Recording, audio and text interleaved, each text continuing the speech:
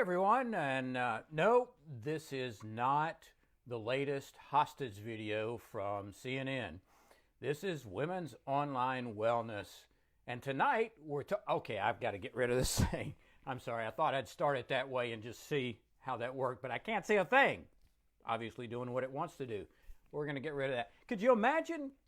I was looking through a drawer and I came across this little mask that was given on an airplane flight that I was taking not long ago, and of all things, there were you think about, you're sitting on an airplane 50,000 feet up, you're hearing the roar of the engines, and you've got this baby crying and throwing up on you next to you. You've got the guy on the other side that should have bought probably about 3 or 4 seats, and he thinks the armrest is really your right thigh.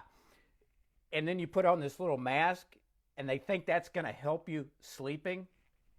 No, don't think so. Doesn't work. Well, tonight we're talking about slumber, sleep, whatever you want to call it. It's incredibly important, amazingly important, and I'm so glad that people recognize when I put out the feelers for what folks wanted to talk about. I got a tremendous response that sleep was it. Sleep was a big one. Now, stress is big too, and we're going to talk about stress next week. But sleep is huge. Sleep is really in fact, in honor of sleep, I wore my pajamas tonight. It's actually my scrubs. But, you know, I told my daughters years ago that really the main reason I went into OBGYN is so I could wear my pajamas to work every day. So I wanted to really get in the mood, so I put on my scrub top pajamas and want to talk about something that is so amazingly misunderstood, but it's phenomenally important to folks in so many different varieties. But before we want to do that, I want to welcome everybody. We're glad to see you again for another Thirsty Thursday. And I want to address a couple of things.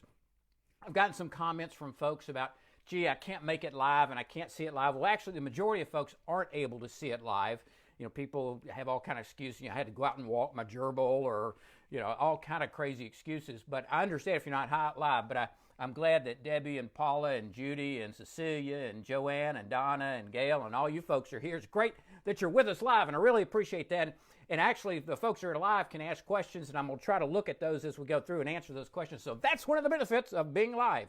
But if you can't catch it live, which a lot of folks can't, every one that we do is played back. It's recorded and it's played back, and it's stored a lot of times on the feed there. But you can also go up to if you're on the site, go up to the area that says files, and when you see that says albums, just click on albums, and that'll take you to another page that has all the video files from way back. I mean, you can look at stuff that really was incredibly embarrassing when I was just a little bitty pup doing these videos. So you can go back and check those out anytime with any of the stuff that we've done before. So don't worry about not being there live, although we love to have you here live. It's fun to see you folks. And if you're here live and you want to hear about sleep, give me a thumbs up or give me a hearts, or let me know that this is going to be something that'll be meaningful to you. It really helps getting me juiced when we're talking about that. So I've got another challenge for you tonight. We've really grown by leaps and bounds, and it's so neat to see folks interacting on this page and giving pointers, and people will post things about questions or problems they've had, and people will respond and give them suggestions and ideas. And I promise I read every comment that's put on this page. But what I'd like to do is challenge you to think about who in your life might benefit from this, who in your life this might play a role for, that would provide some information, provide some education, some motivation. And I'm going to ask you to just find one person. Now, if there's more than one, great. If there's more than one, please. You know, we're asked to be the salt and the light, and a lot of times that has to do with our faith. But in this case, if you are getting some value, if you see that there's some benefit in hearing about these different topics related to women's health, and you know someone, a friend, a family member, a coworker, someone that you think might benefit, please submit their email, submit their name. I don't think you have to do their email. I think you just, if they're on Facebook, you can just put their name in.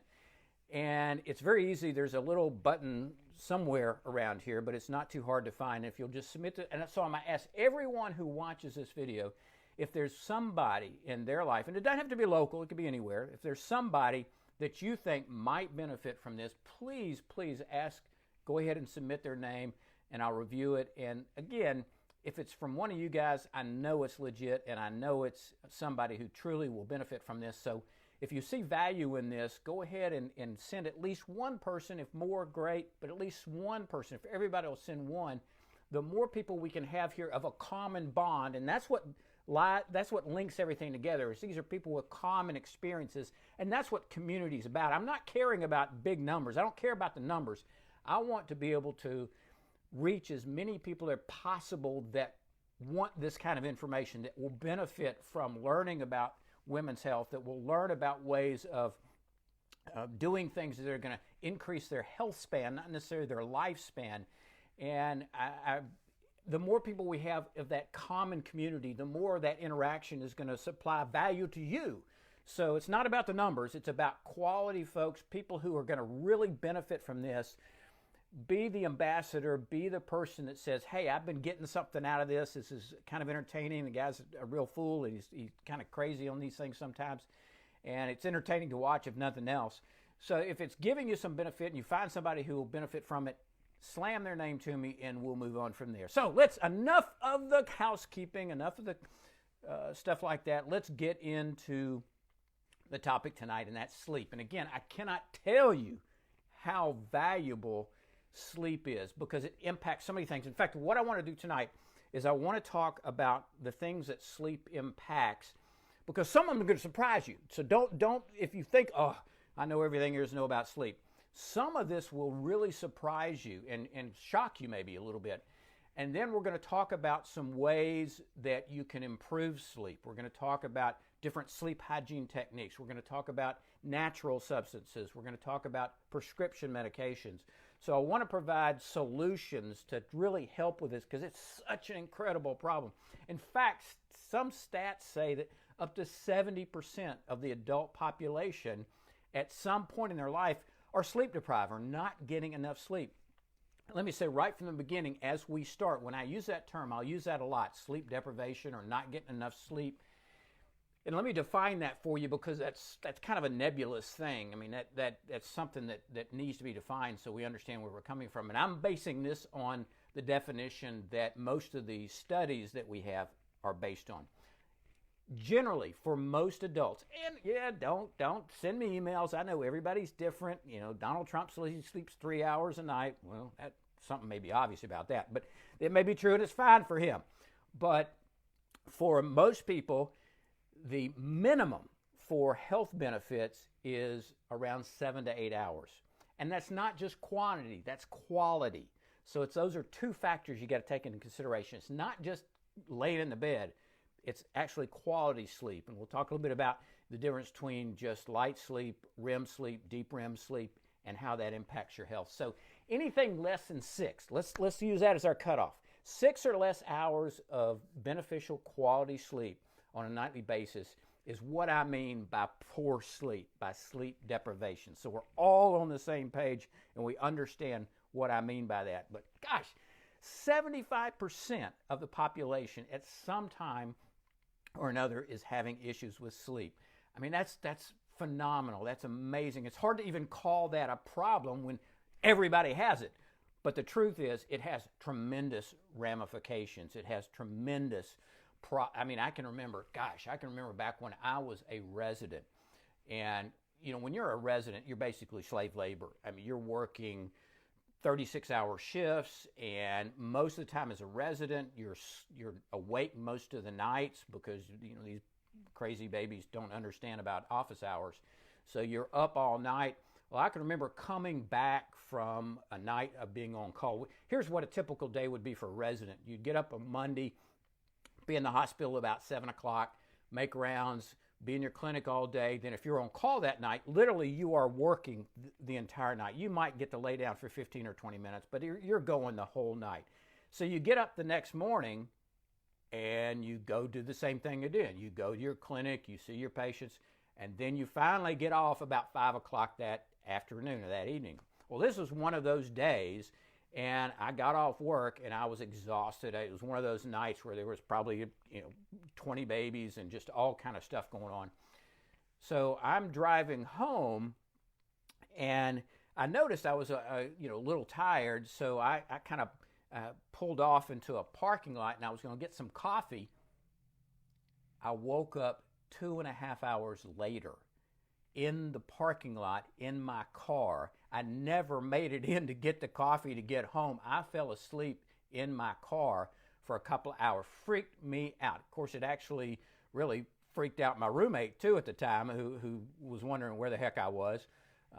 This was pre-cell phone, so he didn't care. He had an extra glass of wine that I wasn't able to have because I was asleep at the Burger King in the parking lot because I didn't get enough rest at night. So I understand what sleep deprivation can do to somebody, and I want to talk a little bit about how that can affect you on a regular basis and why it's so important. And trust me, it's so important. So let me talk a little bit about some of the things that you may be familiar with related to sleep, and some you may not. And everybody, of course, everybody knows that if you don't get enough sleep, you're tired. But you know what I found is curious? If somebody comes in and says, I'm so tired, I'm so fatigued, I'm so worn out, and I bring up sleep, sometimes it's like, well, yeah, I don't sleep very well. I just didn't think about that. Well, of course, the number one cause of daytime fatigue is poor rest, is poor sleep. And I mean, the cost of that alone to employers is amazing. I mean, several $1 billion a year in lost productivity because people are not getting adequate sleep, and then they're falling on their heads, falling on the desk during their work day, or they're finding somewhere in the stairwell to take a CATNAP. So daytime fatigue can come from a lot of things. Now, there's a bunch of stuff that can cause fatigue, but sleep has to be considered as one of those things. Here's one that probably will freak you out a little bit, that some of you probably know, some of you don't know. One of the biggest causes of weight gain is poor sleep. What? Yes.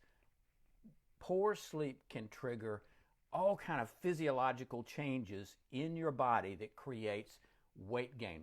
Let me give you an example. There's a hormone called ghrelin, not gremlins, ghrelin. And it is a hormone that's responsible for hunger. It's part of the brain-gut connection pathway that makes you feel hungry. So it serves a purpose. I mean, if you didn't feel hungry, well, it'd probably be great if you didn't feel hungry all the time. But if you get poor sleep, remember, 6 hours or less, when you wake up in the morning, your ghrelin level is oftentimes double what it would normally be. Well, what does that mean? That means you wake up hungrier, and it stays that way throughout the day. All right, that stinks, right? That's just flipping crazy. But what's even worse is your leptin, which is the other hormone that a lot of people heard about because they thought leptin is the hormone that controls satiety, feeling full, where you don't feel hungry. So there was a lot of work a few years back on, wow, let's make a leptin molecule that we can take a pill and we can lose weight. Well, it never panned out. It didn't work. They couldn't make it happen. But anyway, leptin makes you feel full.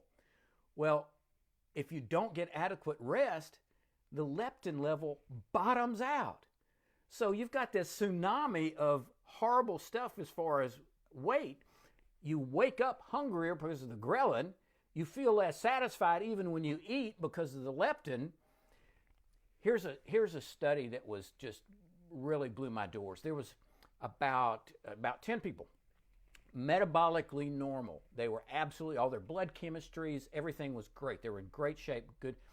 They purposefully sleep deprived them for a week period. Now this is probably is a bunch of college students. You know how some of you, I know I did this. You would go into your psychology department in college and they'd pay you to do these studies.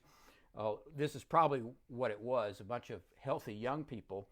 So they sleep deprived them purposefully in their sleep lab for 6 nights in a row. And then they tested their blood again. And 80% of those people now blood tested in the pre-diabetic range. their blood sugar, their insulin level, all had been so deviated by the sleep deprivation. Nothing else changed. Their diet, their medicines, nothing. Simply the sleep. In just a week.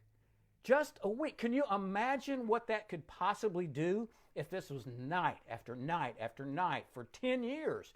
I mean, just think about, that's why one of the leading causes of weight gain is being overweight. Now, here's the other side of that. When you're overweight, you have all kind of problems that can be associated with sleep apnea. You think people are familiar with sleep apnea. It's where you literally stop breathing for a few seconds and then your body kicks it back in, or your husband hits you in the face or something that stimulates you to start breathing again. If you don't know you have sleep apnea, if your husband has an extra room at the day's end that he goes to because you snore so bad, it's a possibility you might need to be tested for sleep apnea. But anyway, people who are overweight, people whose neck circumference, and we actually measure that, people whose neck circumference is a certain amount, the likelihood of them having sleep apnea skyrockets. If you have a BMI over 30, which means on average you may be 30, 35 pounds overweight, or a BMI over 40, which means you're probably 50, 60 pounds overweight, there's about an 80% chance you do have a degree of sleep apnea. And if you've ever seen videos, go on YouTube and look at the videos, not now, but after this is over, go on YouTube and look at the videos of people during sleep studies with sleep apnea. It is scary. It is frightening. Literally, these people are thrashing around. They're stopping breathing, and you're saying, you just want to jump on their chest and say, breathe, breathe, breathe. So it's a serious problem, a really serious disease. But it's always that chicken and the egg. What comes first, the being overweight or the sleep apnea? Or because they feed into each other. If you don't get good sleep, then you more likely to become overweight. So it really is intertwined. So that kind of leads me into this idea of looking at the different causes of sleep problems. Sleep apnea is a big one. I mean, I can't tell you enough that if somebody tells you that you snore really loud, or even if you are just naturally fatigued chronically, it's worth getting that evaluated. There's two ways of being tested. You can get tested in a sleep lab, or there is these home tests that the pulmonologist, and that's the doctor that usually does these things, the lung specialists, pulmonary doctors, and some of the family doctors can do it too. But it's a relatively simple test if you can do the home version, but it's treatable. One of the biggest treatments is weight loss, and that's what we do a lot in our weight loss program, is help people to be able to improve their sleep, and it just cascades. It's a domino effect. So sleep apnea is a big deal. There's a separate category of sleep problems called restless legs. How many have heard that? Yeah, send me some love on that if you've heard about restless legs. It's miserable. It's where you're laying in bed and literally you feel like your legs are still out running or jumping or cramping and you just can't relax. You can't settle down. And there are medications that are used to treat that. There are ways of appropriately treating that if it's appropriately diagnosed, and there's different ways of looking at that. But that's a completely separate, what we classify as a sleep disorder. Then there's narcolepsy. I mean, you've all heard that. I mean, that's where the guy's walking down the street, walking his dog, and all of a sudden he just goes to sleep. Or, it's a really bizarre illness, but it's very, very real, and it has to do with some changes in the brain, and that's obviously a major sleep problem. Sleepwalking. I mean, how many of you have heard stories of folks waking up and being out in their underwear in the neighborhood walking the gerbil or something? And the sleepwalking there's an interesting association with certain types of eating disorders that are associated with sleepwalking, where people literally get out of bed, they're asleep, they get out of bed, they go to the refrigerator and they eat, and they go back to bed, and they don't even know it, they don't remember it.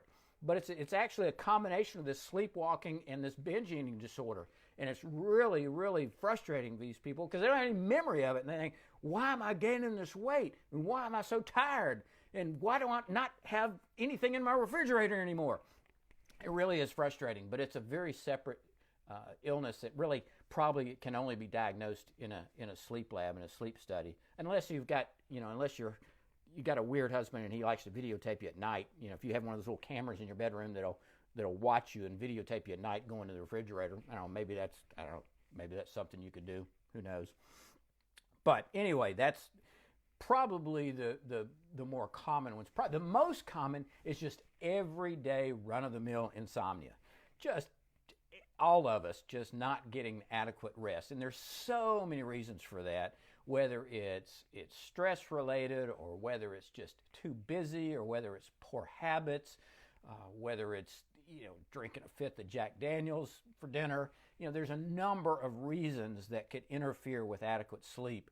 And I don't want to spend a lot of time really delving in too much into that, mainly because it's so individualized. I mean, we could talk about basic causes like stress, but there's so much specific to each person that I really want to focus more a little bit on the ways of treating that run-of-the-mill insomnia in ways that might be valuable to you, and tools that you can use and begin to use to make it easier for you to get restful sleep. There's a great book called Why We Sleep by Matthew Walker, and I'll put that in the notes so you'll be able to go back to that. Why We Sleep by Matthew Walker.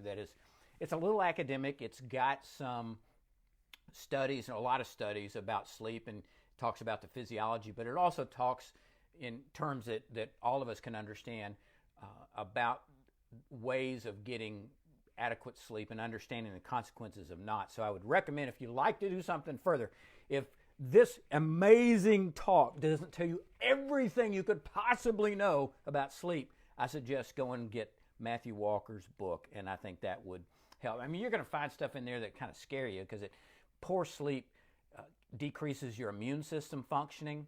And of course, we know what that means in the long run. People who don't get adequate sleep have increased rates of cancer. They have increased rates of heart disease.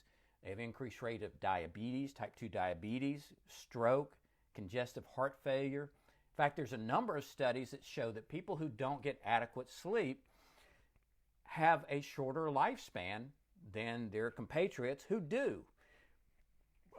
Boy, is this Debbie Downer or what? I mean, it's just, this is just being real with you. This is just why it's so important that you not neglect that part of your health. We always think about, got to get my blood pressure under control, got to get my sugar under control, got to lose weight, got to get a pretty haircut and get a facial. Well, you also got to work on this sleep.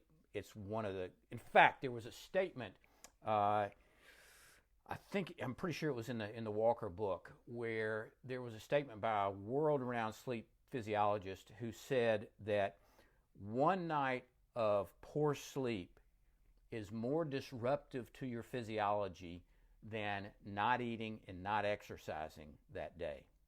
One night of poor sleep is worse than not eating and not exercising. Man, that whopped me upside the head with a wet squirrel on that one. That just really got my attention. All right, enough of the downers, enough of the downside. Let's focus a little bit on what are your options for trying to get some better sleep. We call it sleep hygiene. It's kind of a funky name. It sounds like something out of a 1950s health class film strip. Anyway, sleep hygiene. All right, I'm going to give you probably 12. And just because I'm a nice guy, and just because I know that it's hard to remember all this stuff as we're talking about it, I'm going to post all these in the news feed under this video, so you can go back and look at these later on and have those available, because I really want this to have some value for you, and I really want you to try some of these things.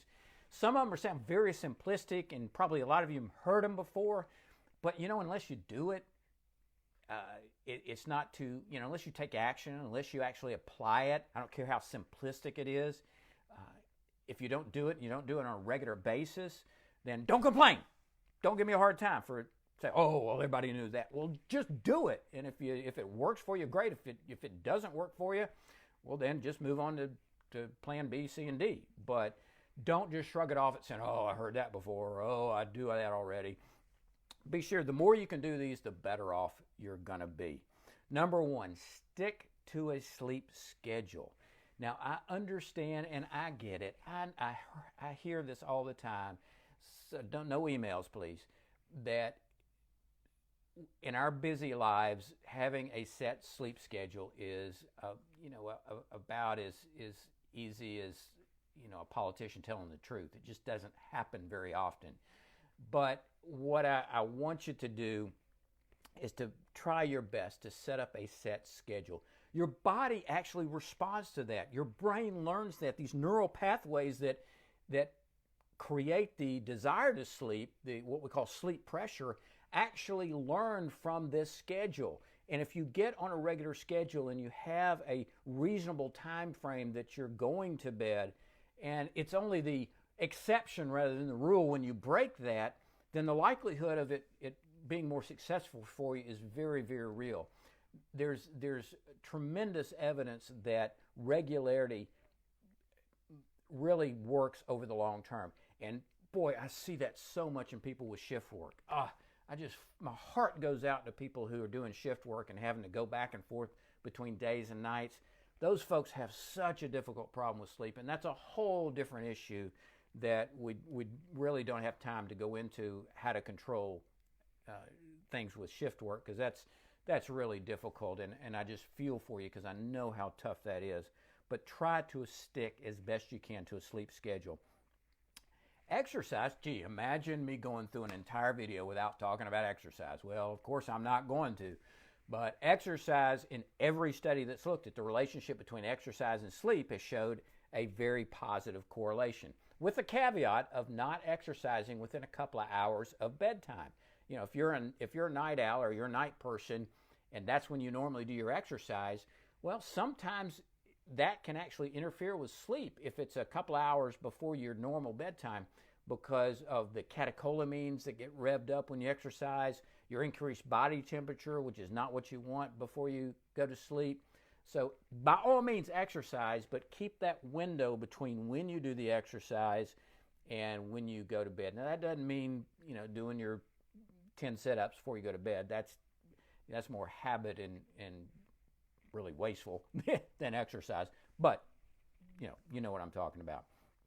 Now, here's one that's real obvious, but I'm so amazed at how many people, when I tell them, the light bulb goes off. Oh, I didn't think about that.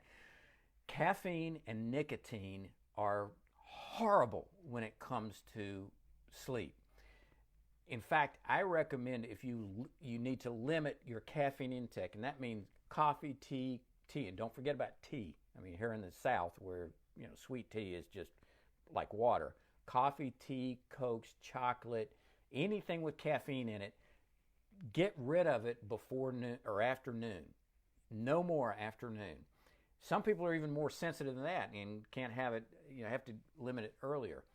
But there's no question that caffeine can be a stimulant, and it can stay in the bloodstream and create problems later on in the day. So try to minimize that.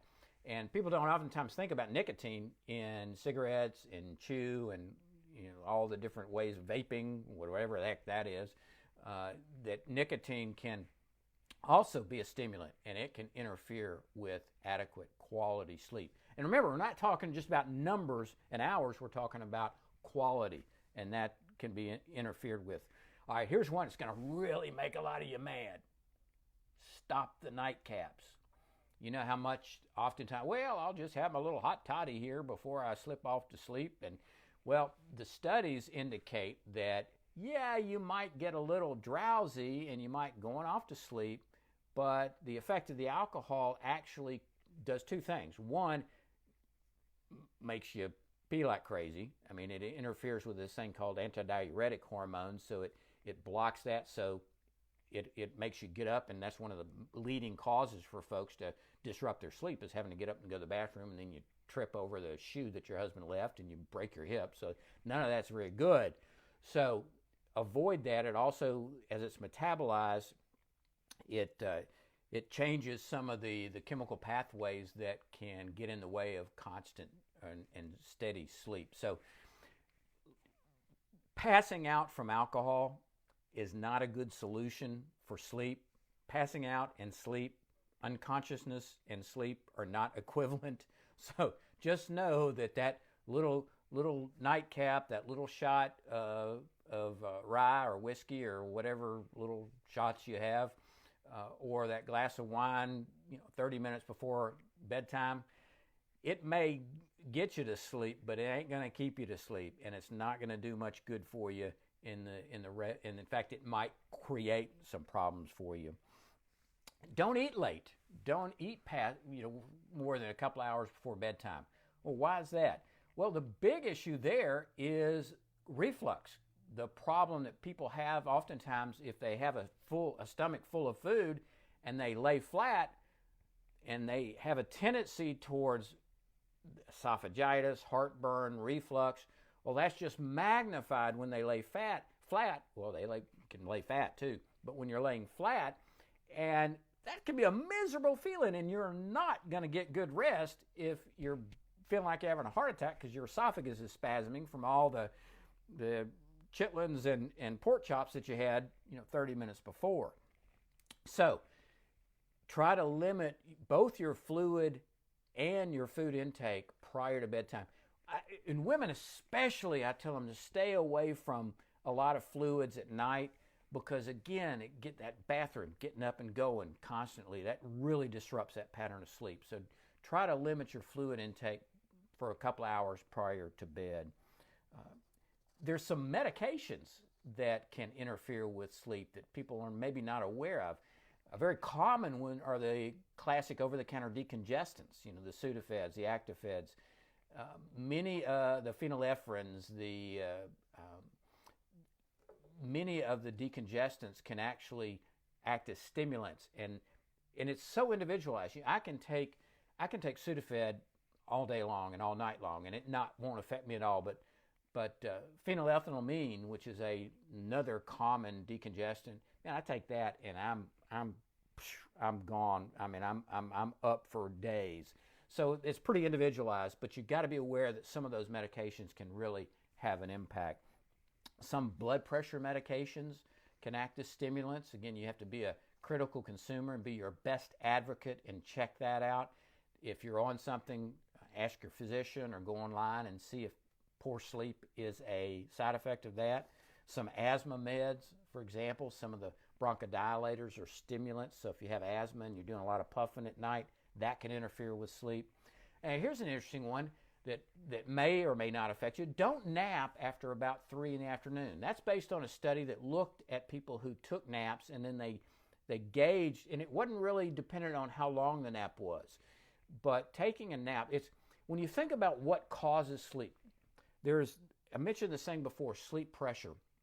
There's a chemical called adenosine, and adenosine builds up during the day in the brain, and it creates this pressure to sleep. It's kind of almost like a pressure cooker if you think about it, and when you finally let the pressure off, you go to sleep, and then the cycle starts all over again. Well, if you take that nap late in the afternoon, it's like you're letting a little bit of that pressure off, so that adenosine has to build up again over time before the night. And oftentimes at your regular bedtime, if you took that afternoon nap, bam, your adenosine is gone, and so you're not going to sleep till 11 or 12 or 1. So be careful about that. Tied into the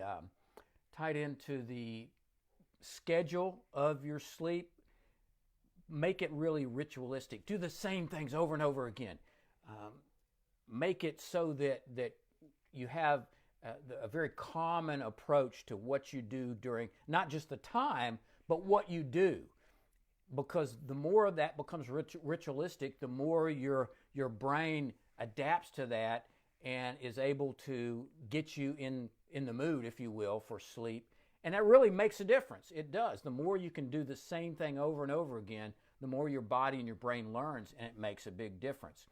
You remember about the old study about taking a hot bath prior to bed. Well, there's some truth in that, because it lowers your body's temperature. After your skin temperature gets all warm and you get out and you cool off, your actual core temperature lowers. And that's why we want the room to be cool at night, because the lower the body temperature, the more likely you are to stay to sleep. There's numerous studies that say sleeping in a cold area, I mean, that's why Eskimos don't have sleep problems. I don't know if that's true. I just made it up, but it sounded good anyway. But if you're sleeping in a cool room, the likelihood of you having sleep problems are less. So go ahead and splurge, spend the money on Georgia Power. They need it. Keep that air conditioner going, and then turn it up when you're gone during the day.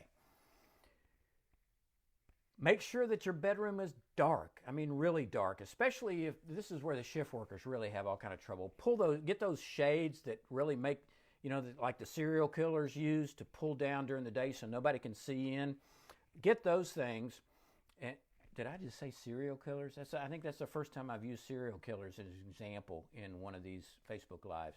But get those shades that kind of close off the light to make the room really, really dark, unless you're afraid of the dark, and that's a whole another podcast or another video. But the darker and the cooler the room can get, the better off you're going to be. And here's a big one. Here's a big one right now. Get rid of the gadgets.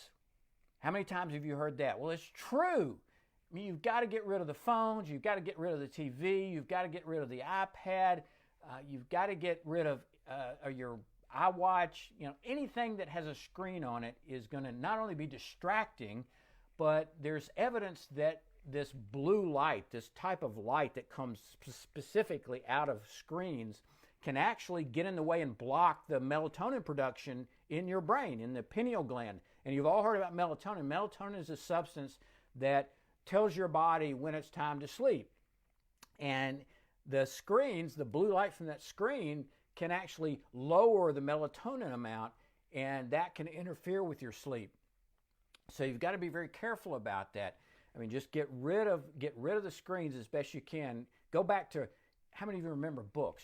Send me some love, raise your hand if you remember books. Those are the things with pages that you turn, and you can have a light on that doesn't have that blue light. So for bedtime anywhere, I recommend doing something that doesn't involve a screen. Believe me, it will actually improve your health, your sleep.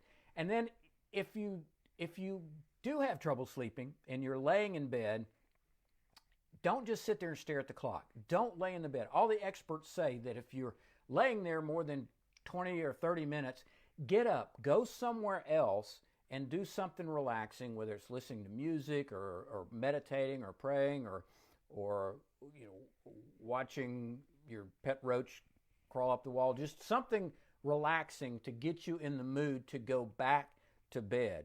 But don't just stay there in that bed, because again, what is that doing? It's teaching your brain and your body, oh, the bed's a place where we just stare at the clock all night. And I know that sounds kind of silly. That sounds like, that just makes no sense. But the study, everything that I've told you about is based on study after study after study, where making these small little changes, these small little tweaks sometimes can make a huge difference. So get up, go somewhere, do something relaxing, and then only when you feel sleepy again do you go back into the bed. Your bedroom should be for sleeping, reading, and being frisky, and not necessarily in that order. All right, let's talk a little bit about some sleep aids. Now again, I want you to do the sleep hygiene stuff first. That comes first. That's always the healthiest. It's the best. Do those things and do them persistently. And then if you're still not where you need to be, then you can begin to look at some of these other types of things. And probably the best most of you have heard about is melatonin. We already talked about it a little bit. Melatonin, especially in women over 50. I'm not sure why, but when you look at the studies, the people who tend to respond best to melatonin are women over 50. Yay! Let's hear it for the menopausal women. Let's hear it for the red hot mamas. You guys respond the best to melatonin. So there is some legitimate science that shows that melatonin can help you go to sleep and stay asleep. So it's worthwhile trying. It's relatively side effect free. But here's the caveat, here's the key, here's the secret sauce. You got to take an adequate amount and you got to take a good quality. This applies to any herbal medicine, and I just hammer this in time and time again because I want you to get it, because it's so true. And I believe in alternative medicine. I believe in herbal medicines. I think they're legitimate in many instances if they're evidence-based. But you've got to do it by the book. You've got to do it by the science. So that means you've got to do an adequate dose. You've got to do your homework and figure out what's a good quality product. And here's the problem with melatonin. When you look at the studies, the range of the dosage used is so broad, it just almost is useless. But anyway, I've seen anywhere from 0.3 milligrams to 5 milligrams for use for helping to go to bed of melatonin. And I've seen anywhere from 2 to 3 milligrams to help people stay asleep. So again, it's almost not that helpful, but that gives you some reference. What I generally recommend is if you buy a good product, you do your research, you go online, you see that they're doing the right things quality-wise, and you get the product and it gives you a standardized dose on the bottle, start there. That's usually the place to start based on a good quality product is going to tell you that. So you start there, and then sometimes you just ratchet that up. You titrate that up, and you play with it a little bit. There's a large cushion of safety with the melatonin, so I don't know if I guess there's been incidences of melatonin overdose if you just, sit back with your glass of Merlot and, eat a whole bottle. Yeah, you probably could have some problems, but there's a big cushion of safety there. So I would start out with a standardized dose based on the concentration that you buy, and then ratchet that up and see if that won't help. It doesn't help immediately. You usually have to take it consistent. I found most of the studies indicate that just doing it, okay, I'm going to do it on Monday, then I'm going to do it again on Thursday, then I'm going to do it in a month from now. Chances are that's more placebo effect if you're getting a benefit. Generally, you have to do it on a consistent basis to really see the benefits. There's, and of course, like anything else, there's pros and cons. You don't want to be doing it if you are, it could interfere sometimes with some blood thinners, even some diabetic medications. So like anything, talk to your doctor. And that's very important regardless with any herbal products or anything like that. There are other anecdotal reports of things like chamomile. There's just not much else in the literature that really stands up to evidence-based science for natural substances to help with sleep. What I'd love to hear from folks is if they've had experiences with certain herbal or natural remedies, put those in the comments. I'd love to hear about those. And just keep in mind that these are anecdotal reports. Now, if you do have references to a scientific study or something like that, put that reference in there. I'd love to see that. But I'm just not seeing much more in the way over and above melatonin with regards to that. Let's talk just a little bit about pharmaceuticals, because the sleep medicines, all the way from the sedatives, which are things like Xanax and Ativan, which many people use for sleep, to the specific sleep medicines like Ambien and Lunesta, to the antidepressants that are used as sleep medicines like Desaril and Trazodone. All of them are effective, but like all prescription medicines, all of them have side effects. For example, the Xanax and the Ativan class are potentially habit-forming. Those, if you're using them every night, yes, they can become habit-forming, which means that sometimes you build up a tolerance and have to increase the dose. Sometimes if you try to stop it, you have side effects. Some people feel very hungover the next day with these medications. Oh, I forgot to mention too, on the kind of attached to the natural stuff, yeah, Tylenol PM, basically it's just Tylenol and Benadryl. Benadryl is an antihistamine, and it can help clear up your nose, but it also is sedating. That's why a lot of people don't take Benadryl for sinus, because it puts them to sleep. Well, that's what we're wanting them to do. Yes, head-to-head, something like Tylenol PM or Motrin PM, or just plain Benadryl by itself compared to Xanax or Ativan or Ambien, yes, I'd go with the Benadryl. And you got to be careful, because the Tylenol and the Motrin that's with it has some side effects. But if you have, for example, chronic pain and sleep trouble, yeah, it's a pretty good combination. But just be smart about it. Look at your own situation and decide if that's going to be helpful. But it can be for a lot of folks. So going back to the kind of the three categories, the anxiolytics, the antidepressants, and the hypnotics, which are the sleep pills, they all have the common problem associated with tolerance. Oftentimes, after a while, they start losing their effects, so you have to bump the dose, and you keep jumping the dose up, and obviously that's can potentially create problems. One of the most interesting things about these medications is their effect on memory consolidation. Sleep is a very active process. We don't have time to talk about dreaming and the impact that has, but your brain is still functioning. Well, unless you're a senator or a congressman, then it just doesn't function anyway, so sleep is no different. But for most of us, our brain still functions pretty commonly during, and one of the main functions our brain does is consolidate memories through the day. That's why one of the most effective tools for studying is reviewing what you learned right before you go to bed and then reviewing it again when you get up, because it helps you to consolidate those memories, and then it reinforces it when you get up. So the brain is very effective and very active when you're sleeping. And the big thing is making sure that you remember where you put your keys when you set them down the day before. It consolidates both short and long-term memory. Well, what we found is with all these medications, it doesn't matter the category, they all have this effect, is it interferes with that consolidation of memory. So people who are using these medications are not going to get the same ability to make these memories more permanent. So it's really can create some issues, especially as you get older and your memories are not that great anyway, and you're starting to have some issues related to other things. Well, you throw this stuff on there, and you may not even remember where your bed is the next day. I mean, it really can create some problems. So you've got to take that in consideration when you're considering these things. That's one of the newer findings. In fact, that's a fairly recent finding, that this blockage of this memory consolidation.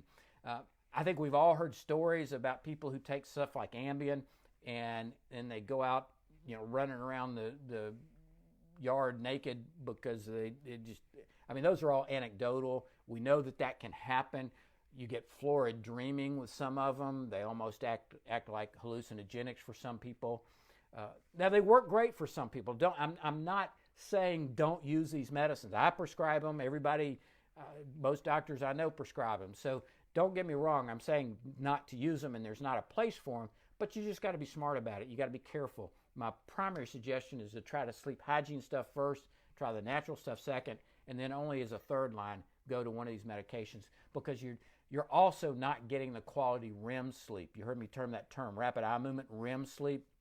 That's where all the real health cleansing stuff that goes on. You know that not only is your brain consolidating memories, but it's getting rid of all the garbage that's created during the day. Now, I'm not talking about like the garbage you see on CNN or something. I'm talking about the garbage in the cells that collects in your brain during the day. There's cellular debris, this debris that collects. Well, at night, when you're asleep, the lymphatic system and there's a special, let me try that one more time. Yes, I'm not having a stroke. I can say words. There is a special system in the brain that bathes the neural cells, these glial cells, and it cleans out all the garbage. Well, why is that important? Because when that garbage builds up over time, that's one of the first signs of early senile dementia and Alzheimer's. So we know people who are not getting adequate sleep, we've known for years that they had an increased risk for senile dementia. Well, now we know why. Because if they're not getting sleep, all this garbage is building up in their brain, eventually creating this disruption in the neural pathways, and that's what causes you to, forget your name. So that's just another reason why getting good quality sleep is effective. Well, that's the problem with some of these sleep medications, is they interfere with that process too. So not only can you not remember things as well, but it makes you more likely to get these horrible, terrible diseases that we all want to avoid. Oh boy, that got me. Now there's another approach that I don't talk about a whole lot, because you got to have people who are specially trained in this, and that's cognitive behavioral therapy. If you've got somebody who's well trained, and usually these are psychologists who are able to work with you on these ideas that are false ideas, and it's restructuring your thinking. There's several studies now looking at cognitive behavioral therapy in dealing with chronic insomnia, and they're showing some pretty impressive results. But the real key there is finding somebody who's trained and knows what they're doing and is going to be able to walk you through that, because it's a very important technique that is, you got to know what you're doing, in other words. Certainly relaxation techniques, guided imagery, all meditation, prayer, all the things to kind of settle you down have all been helpful. Interesting stuff going on with biofeedback. You know, biofeedback is where you can actually, you know, have these little things on your head or on your finger that actually send these signals when you lower your heart rate. And this is all just by thinking. You bring yourself into a calm place and you can lower your skin temperature. Well, there's actually some evidence is now using these little biofeedback machines can help you get your brain more ready, get your brain waves, if you will, more ready for sleep.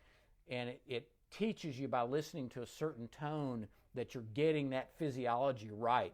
So there's some neat stuff being done on biofeedback. You pretty much have to go to a sleep specialist to be able to do that. That's not a very common thing that just your run-of-the-mill family doc or OBGYN would know anything about. But if you go to a sleep specialist, they can talk to you about biofeedback, which is kind of fancy. So, got an action plan for you. If you've got an Apple Watch, well, even if you don't have an Apple Watch, there's an app that's free called Sleepwatch. All one word, Sleepwatch, not Sleep Watch, Sleepwatch. All one word, and it's free, and it will do some pretty amazing things. If you wear it when you sleep, it'll kind of give you a sense of things like heart rate variability. We want our heart rate to go down at night, and we want it to vary, kind of bounce around like a little, if you ever look at a fetal monitoring strip when you're pregnant, you know, we like it jumping all over the place. Well, that's what we want your heart rate to do at night. Well, this will measure that, and it will measure your what we will call your restful sleep. It'll certainly keep track of if you get up at night. So the first part of getting good restful sleep is just getting some data, just finding out really what your sleep is like, what you can do, but you got to know that to start with. Now, you may already know your sleep is crap because you feel horrible the next day, but this will give you a little data, a little information, and then it'll also make some suggestions. It'll track your sleep-wake times. It'll give you suggestions about calorie expenditure and how that could affect your sleep. So it's really kind of a neat, if you're a techie and you like data and you like information like that, it's kind of fun to look at that and be able to track it, and it can actually give you some very practical tips. And I'll put that in the show notes too, where you can get that particular app. And that's been my favorite so far that I've found. So the other thing I'd love you to do is, if you have a favorite way that you get good sleep, if you've got a ritual or if you've got a life hack that you think might benefit somebody, and it's not dangerous and, you know, it's not crazy, or, you know, I curate these, so if it's crazy, I'll just throw it out.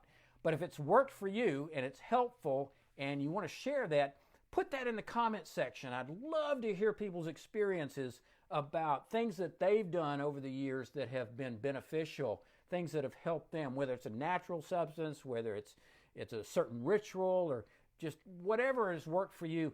Because chances are, if you're having a problem with it and you got some relief, you got some improvement, you know, whether it was stress management or whatever it was, somebody else can benefit from that. Somebody would love to hear your experiences. There's nothing that teaches better than a good story. So if you have a story, put it in there. We'd love to hear it.